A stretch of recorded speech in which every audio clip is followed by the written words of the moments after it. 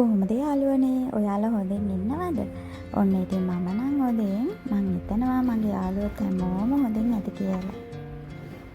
මම උදේ එකපාරක් නැගිටලා ආයෙත් චූටිමණිකත් එක්කම නිදාගත්තා. මොකද අද අපේ ගෙදර වැඩ නැහැ මේ දවස් දෙකක් විතර දැන් නිවාඩුව. ඉතින් ඒක නිසා මේ දවස් ටිකේ හොඳට නිදා ගන්නවා. මම නම් ඇහැරිලා ආපහු නිදා ගන්නවා චූටිමණික නැගිටිනකම්ම. ඉතින් මේ දවස් ටිකේ පොඩ්ඩක් නිදහසේ ඉන්න. මේ දැන් ඒ කරලා මමයි චූටිමණිකයි නැගිටලා මේ එළියට ආවේ. දැන් නම් මගේ හිතේ 9:00 විතර ඇති. චූටිමණිකට නම් බඩගිනි. ඒක නිසා එයාට ටක් ගාලා තේකුත් හදලා දීලා තමයි මම මේ වැඩ ටික කරන්න ගත්තේ. මේ දවස් ටිකේම වැඩ කරපු හින්දා ගෙවල් දොරවල් නම් ගොඩාක් ජරා වෙලා. ඒ කියන්නේ ඉතින් අපේ ගෙදර ඉතින් ලස්සනට නැහැ. ඒත් ඉන්න පුළුවන් පිළිවෙලකට තිබුණා. දැන් ඉතින් ඩස්ට් එක වැඩි. ඊටම සිමෙන්ති වැලි ඔක්කොම කවලම් වෙලා ගේ ඇතුලේ තියෙන්නේ. ඇවිදිනකොට නිකන් මොකදෝ වගේ. දැන් ඉතින් චුට්ටක් පිළිවෙලකට අස් කරගන්නත් ඕනේ අද දවසේ. අපේ අම්මා ගෙදර ගියා. එයාට ක්ලිනික් තිබ්බා. ඉතින් එයා එහෙමම ගෙදර ගියා. මොකද දවස් දෙක තුනක් වැඩට එන්නේ නැහැ කිව්වනේ. ඉතින් අම්මා ගෙදර ගිහිල්ලා ගෙවල් දොරවල් අස් කරලා ඉතින් ගෙදර වැඩ බලලා කරලා ඉවර වෙලා ආයේ ඒ කට්ටිය එන්න කලින් දවසේ එනවා කිව්වා. ගෙදර වැඩට කට්ටිය ඇවිල්ලා දැන් ඇවිදින් හිටියාම මට හරි පාළුයි වගේම කම්මැලිත් හිතෙනවා. ඉතින් අර දවස් ගොඩාක් එහෙම එක දිගට වැඩ කරලා මේ වගේ දවස් හම්බුනාමත් ඉතින් කම්මැලි මට. මට හිතෙන්නේ මට වඩා අපේ චූටිමණිකට පාළුයි වගේ. මොකද දන්නවද එයා තමයි ගෙදර සද්ද දාගෙන කට්ටියට කෑ ගහගෙන ඉන්නේ. ඉතින් හරි කම්මැලි. දැන් ඉතින් මගේ පස්සෙන් ඔය එනවා හැම නිතරම. නැත්තම් මං ගාවට එන්නේවත් නැහැ. මම හෙට නිදා ගන්නවා කියලා හිතාගෙනම ඊයේ හවස මම රෙදි ටිකක් හොදලා දැම්මා. ඉතින් ඒ ටික වනා ගන්න තමයි මම මේ දැන් ලෑස්ති. මොකද දැන් හොඳටම අවුවත් ඇටිලා ඊයේ පොඩ්ඩක් වැස්සා අපිට. ඉතින් ඊයේ රෙදි ටිකක් තියෙන නිසා දැන් ඉතින් හොදලා වේල ගන්න තමයි හදන්නේ. මම අපේ ගෙදර දැන් දවස් දෙකක් වැඩ නතර කරා. ඒ කියන්නේ ඊයේ අදයි කොහොම වෙයිද දන්නේ. හෙට වැඩට එයිද කියලා දන්නෙත් නැහැ. ඉතින් එයාලා කතා කරන ගමන් මම මගේ පාඩුවේ ඉන්නවා. එයාලා වැඩට එනවා නම් මට හවසට කෝල් එකක් දානවා. නැත්තම් අපේ ගෙදරට ඒ කියන්නේ මහා ගෙදරට පණිවිඩයක් යවනවා. ඉතින් ඒක නිසා මම වැඩි හිතන්නේ නැහැ හෙට ගැන. ඉතින් ආවොත් වැඩ කරනවා. නැත්තම් මම මේ වගේ නිදා ගන්නවා. මම දැන් තමයි ඉතින් ටිකක් මහන්සි වෙලා වැඩක් නොකර ඉන්නේ. ඉතින් මම නැත්තම් ඒ කියන්නේ චූටිමණිකත් එක්ක මම පුළුවන් තරම් වැඩක් කරනවා ගෙදර. ඒත් ඉතින් දැන් නිවාඩු පාඩුවේ තමයි මගේ කාලේ ගෙවෙන්නේ. දැන් ඉන්න අසනීප තත්ත්වයක් එක්ක. ඔයාලට පේනවා නේද අපේ ගේ වටපිටාවේ ඉඩ නැහැ. ඉතින් ඔය ඉඩ තියෙන ටිකේ තමයි ඔය මැටරල් දාලා, වැලි දාලා, ගඩොල් දාලා ඔය ටික තියාගෙන ඉන්නේ මං ඉතින් ගේ ඉස්සරහා ටිකේ තමයි. ඉතින් අපේ චූටිමණික තමයි පව්. මොකද එයාට ඇවිදලා කරන්න තරම් ඉඩක් නැහැනේ මේ ගෙදර. ඉතින් පව්යි. මම පුළුවන් වෙලාවට ඉතින් එක් කරගෙන යනවා එළියට. හැබැයි එයා අපේ මහා ගෙදර ගිය දවසට ඉතින් පුදුම සතුටකින් ඉන්නේ. මොකද එයාට ඇවිදින්න කරන්න ඉඩ තියනවානේ. අපේ චූටිමණිකට මල් නැන්ද කියලා කතන්දර පොතක් ගෙනත් දුන්නා.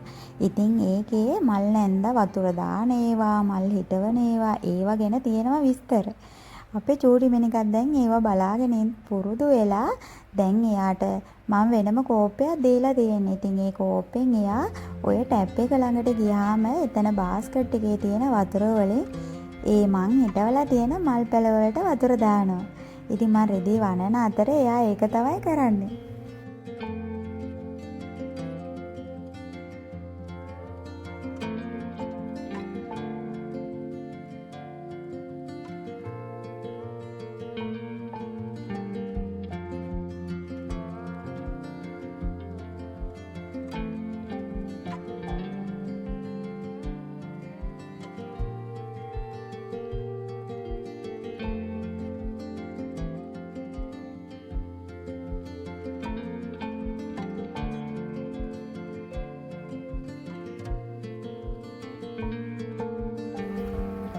ඔන්න ඉතින් මගේ රෙදි හොදලා වනපු වැඩේත් ඉවරයි. ඉතින් මේ ටික වේලේ පස්සේ ඉතින් මට ගොඩට ගන්න විතරයි තියෙන්නේ.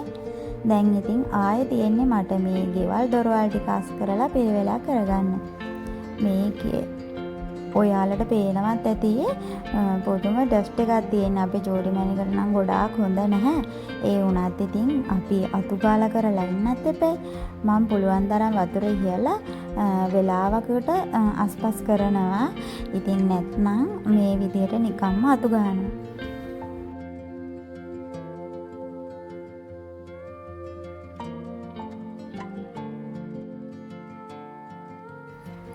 එහෙම තමයි. ඉතින් මම නම් හිතන්නේ මේ හැම දෙයකටම ඉතින් අපි පුරුදු වෙන්න එපා. අපි ඉතින් හැමදේම හිමීට කරගෙන යන අයනේ. ඉතින් මේවා හැමදේම පුරුදු වෙනවා නම් හොඳයි. මං හිතන්නේ අපේ දරුවොත් එහෙමයි. අපිත් ඒ විදිහටම පුරුදු වුණා. ඉතින් මං ඒ ගැන වැඩි හිතන්නේත් නැහැ. අපේ ජෝඩි මැනිකට උනත් මම වැටුණට එහෙම පොඩ්ඩක්වත් ළඟට ගිහිල්ලා හොරතල් කරලා ඒ ආදරේ පෙන්වන්නේ නැහැ. ඒ මගේ හැටි ඒ අද විතරක් නෙවෙයි මං හැමදාමත් එහෙම තමයි. මොකද එයා දැනගන්න ඕනි වැටුණත් මං නැගිටින්න ඕනි තනියම කියලා. මං එහෙම අර වැඩි හොරතල් කරන්නෙම නැහැ.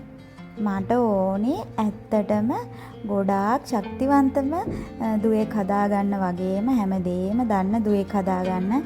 ඉතින් මං හැම නිතරම හිතන්නේ ඉතින් දරුවෝ ගැන තමයි දැන්. මං හිතනවා අම්මා කෙනෙක් ගැන ඔයාත් ඉතින් ඒ විදිහම තමයි. අපි ඉතින් දරුවන්ට නෙමේ හැමදේම කරන්නේ. ඒ වගේම දරුවොත් ඒ විදිහටම හැදෙනවා නම් ඉතින් අපිට වගේම දරුවන්ටත් හොඳයිනේ. මම වෙනවට කියනවා නෙවෙයි. දවසක කොයි වෙලාවකම හෝ මට හෝ මගේ මහත්තයාට මොනම හරි කරදරයක් වුණොත් මගේ දරුවෝ දෙන්නෙක් ඉන්න නිසා මේ කොහොම හරි ඒ කට්ටිය තනියෙන් නැගිටින්න ඕනි. මම ඒකට ඕනි වටපිටාව දැන් ඉඳලම හදලා තියෙන්නේ. ඉතින් එයාලා ඒ ගමන යන්න ඕනිම්නේ අනිවාර්යෙන් තනියෙන් කොහොම හරි ඒ කට්ටිය ඉගෙන ගන්න ඕනේ මේ දැන් ඉඳලම. මගේ දරුවා නම් චූටි තමයි. ඒත් මං අර දකින්න දෙයින් එයාට චූටි හරි අත්දැකීමක් එයාට එන විදිහටම තමයි මං නිතරම හැසිරෙන්නේ. අපි දුක් විඳලා කියලා දරුවෝ දුක් විඳින්නම ඕනේ නැහැ. ඒ වුණත් ඉතින් අපි හැම අම්මා කෙනෙක්ම බලන්නේ ඉතින් දරුවෝ අපිට වඩා හොඳ තැනක තියන්නනේ. එහෙමයි කියලා හැමදේම අපි ළඟට දීලා එයාලව ගොඩාක් ඉදිරියෙන් තිබ්බහම එයාලට ටිකක් අත්දැකීම් එනවා අඩුයි වගේ. මොකද දන්නවද? කොයිම වෙලාවක හරි අපි බිඳුවටම වැටුණොත් එයාලට ආපහු නැගිට ගන්න තියෙන දැනුම අඩුයි. මන් දන්නේ ඔයාලා නම් කොහොමද හිතන්නේ කියලා. මේ මම හිතන විදිය ඉතින් මම මේ කියන්නේත් මගේ අත්දැකීමෙන්මයි. ඉතින් ඒක නිසා එයාලා තනියෙන් ගමනක් යන්න දැන් ඉඳලම හැඩගැහෙන එක හොඳයි. මං උදේට එළවලු හැදුවේ නැහැ. ඊයේ හදපු පොලොස් තියෙනවා. ඊටම ආයේ සොසේජස් තෙල් දාලා තියෙනවා. දැන් මං හැදුවේ බත් උයලා බිත්තරයක් තඹගත් එක විතරයි. මම චූටි මැනිකත් එක්ක කරගෙන ඇවිල්ලා මේ කාටුන් එකක් එයාට දාලා දීලා මම බත් එක කන්න තමයි මේ ලෑස්ති. ඔයාලා මේ දකින්නේ ඒක.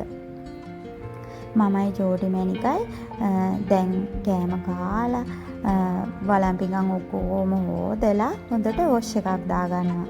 ඉතින් ඒ කරලා අපි දෙන්න ආයම ටිකක් නිදහසේ නිවි නැහිල්ල නිදා ගන්න තමයි මම නම් හිතාගෙන ඉන්නේ. ඒ වුණාට ඉතින් චූටි මැනිකත් එක්ක නිදා ගන්න නම් පුළුවන් වේද දන්නේ නැහැ. ඉතින් මේ දැනටත් එයා මට කරදර කරනවා. මොකද එයා අද නැගිට්ටෙත් වෙලා ගෙල්ලානේ. දැන් එයා නාන්නත් පරක්කු වෙලා. ඉතින් එයා කැමති නෑ ඒක නිසා වැඩියෙන්ම ඔය කරදර කරන්නේ ඒකයි. දැන් නම් ඉතින් 12ත් පහුවෙලා මොකද දන්නවද? අපි චූටි මැනික නම් නිදාගත්තේ නැහැ. නිදා ගන්නම් කියලා ලෑස්ති වෙලා ගියාට එයා ඉතින් සෙල්ලම් බඩු අරගෙන සෙල්ලම් කර කර හිටි. මමත් ඉතින් මෙට්ටට වෙලා ඔහේ හිටියා. ඉන්නෙම බෑ කම්මැලි. ඉතින් මේ අපේ තාත්තා ගෙදර වැඩට එන කට්ටියගේ වාහනේ බඩු වගේක් එවලා තිබ්බා. ඉතින් මේ කුමඩු ගොඩියකුත් එවලා තිබ්බා. දැන් මම මේ ලෑස්ති මේක කාලා ආයෙත් චුට්ටක් ඉන්න කියලා රසට තිබ්බා. ඇත්තටම රසයි. ඉතින් අම්මලාට ගොඩාක් පිං.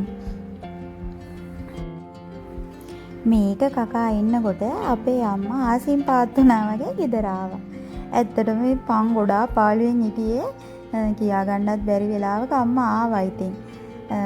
මොකද දන්නවද? හෙට වැඩට කට්ටිය එනවලු. ඉතින් අපේ නිවාඩුවත් ඉවරයි. අපේ අම්මා ආව හින්දා ඉතින් පාළුවක් නැති වුණා වැඩියෙන්ම චූටි මැනිකට. දැන් නම් ඉතින් එයා ඔහේ ඉන්නවා එයාගේ නිදහසේ. මොකද අම්මා ඉන්නවනේ. දැන් මාත් එක්ක ඉන්නේ නැහැ එයා. එයා ඉතින් දැන් ඔහොම තමයි. මමයි අම්මයි දවල්ට කාලා එහෙම වැලි හලන්න ගත්තා. ඇත්තටම අපේ ගෙදර වැලි චුට්ටක් මදි තව හලා ගත්තා. ඉතින් මේ අවසාන වැලි ටික කියලා හිතාගෙන ඔය හලන්නේ. ඔයාලා දැකලත් නැහැනේ මායි අම්මයි වැලි හලනවා. මේ බලන්නකො ඔන්න ඔහොම තමයි ඉතින් මමයි අම්මයි වැලි හැලුවේ. අද අපේ ගෙදර වැලි හලලා ඉවර කරනවා. ඉතින් මේ අවසාන දවසනේ. ඉතින් අම්මයි මමයි ওই නිවි නැහිලි වැලි ටිකක් හැලුවා. ඇත්තටම ගොඩාක් මහන්සි වෙලා වැලි හලන්නේ නැහැ මෙහෙම අපි. දැන් අම්මත් ආවේ එකේ ගෙදර වැඩ දෙක තුනක්ම තියෙනවා. ඉතින් ඒ ටික කරගන්න කියලා තමයි මම ලෑස්ති. දැන් වැලි හලලා ඉවර වෙලා අපේ ගේ පිටිපස්සේ තියෙනවා දර ටිකක්. ඉතින් ඒක හරි කරදරයක් මට පිළිවෙලක් නෑ. එතනට ඊටම තලගොයෙක් එනවා. යංකෝ මං ඔයාලට පෙන්නන්නම්. හරි කරදරයක්. ඉතින් ඒක නිසා මං ලෑස්ති උනේ බ්ලොග් ගල් දෙකක් තියලා ඒ දර ටික වෙනමම උස්සලා තියාගන්න කියලා. මොකද එතකොට එයා එන්නේ නැති වෙන්නේ. දැන් ඔයාලා මේ දකින්නේ එතන මේ පොල්ලෙලි නම් උඩ සැබ් එකේ මම වේලෙන්න දාලා තිබුණේ. අර වෙහි දවස්වල දාපු ඒවා. ඉතින් මේ මෙතෙන්ද අම්මා ගෙනල්ලා දැම්මා ඒ කට්ටියට ඉඩ ඕනි නිසා. ඉතින් ඒ ටික අස් කරගන්නත් ඕනේ. දැන් මං හිතාගෙන ඉන්නේ මෙතන අතු ගාලා බ්ලොග් ගල් දෙකක් උඩ දැනට මේ දර ටික අහුර ගන්න. මෙතන අහුරන එක නම් ටිකක් හොඳ නැහැ. ඒත් ඉතින් කරන්න දෙයක් නැහැ. මට හදිසියට දර ගන්න ඕනේනේ ලිපේ උයන්න. ඉතින් මම මෙතන දර ටිකක් වෙන්න අහුර ගන්නවා. දැන් ඉතින් අම්මගේ උදව්වෙන් මම ඒක තමයි මේ කරන්නේ. ඊටම දැන් වැඩ කරන නිසා උඩ සැබ් එකේ ඉඳලා ගොඩාක් ඒ කියන්නේ ඔය සිමෙන්ති කෑලි එහෙම ඔක්කොම දාන්නේ මෙතනින් පල්ලට. ඉතින් ඒක නිසා ඒ වගේ තියෙන ජරාවත් මෙතෙන්ටම තමයි වැටෙන්නේ. ඉතින් ඒක නිසා මෙතන ගඩොල් කෑලි එහෙමත් ගොඩාක් තියෙනවා.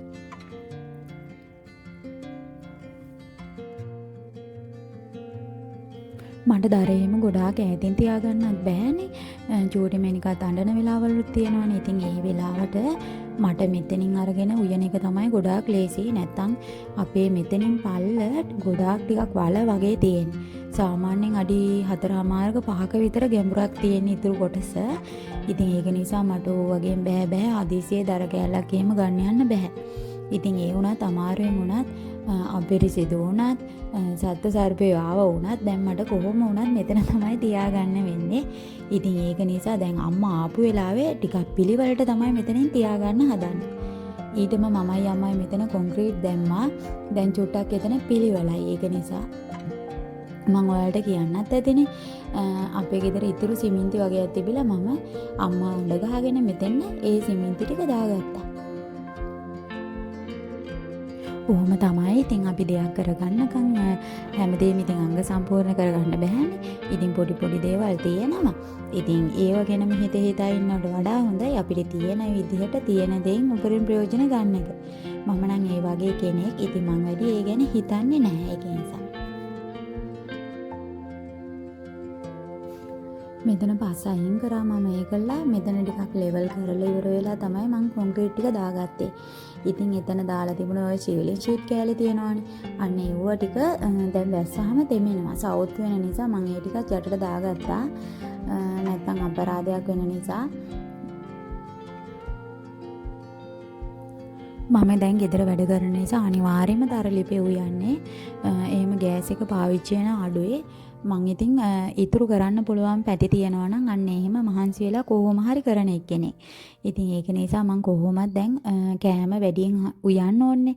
දැන් අපේ ගෙදර වැඩට ඉන්නවා සාමාන්‍ය 7 දෙනෙක් විතර නිතරම ඉන්න නිසා ගෙදර ඉතින් ඒ කට්ටියට උයන්න ඕනේ. ගොඩක් ප්‍රමාණයක් උයන නිසා මම දර ලිපේ තමයි උයන්නේ. මේ දරට අරගෙන තියෙන කෝටු ඔක්කොම මම එළවලු හිටවන්න ගත්ත කෝටු. ඉතින් මේ කෝටු තමයි මම මේ ඔක්කොම මේ කපල එහෙම අරගෙන මේ දරට පාවිච්චි කරන්නේ. ඉතින් ඒකේ දර ගොඩක් තියෙන නිසා තාම මම අර පළපු දර පාවිච්චි කරේ නැහැ ඒක නිසා. උදේ වරුව ඉතින් නිකන් ගෙවලා ඉවර කරා වුණත් හවස් වරුව ඒකටම හරියන්න හොඳට වැඩ කරා. ඉතින් ඔන්න ওই විදිහට තමයි ඉතින් අද අපේ දවසේ ගෙවිලා ඉවර වුණේ. දැන් නම් හවස් වෙලා. දැන් ඉතින් මිදුල් ටික හිමතු ගාලා පහන තියලා කෑම කාලා නිදා ගන්න තමයි තියෙන්නේ. මම ඔයාලා බලන්න ආයෙත් එනකම් පරිස්සමින් සතුටින් ආදරෙන් ඉන්න. බුදු සරණයි ඔයාලට.